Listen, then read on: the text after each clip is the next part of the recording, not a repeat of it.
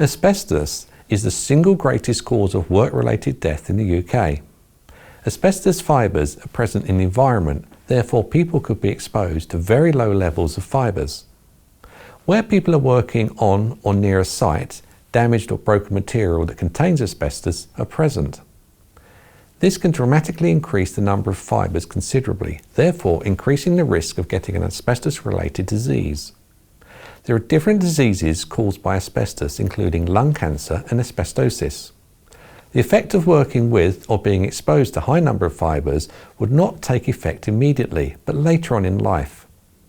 The standards state that all work involving any form of asbestos will be carried out in accordance with the current control of asbestos regulations and the approved code of practice. Any removal of asbestos must be done in accordance with the asbestos licensing regulations.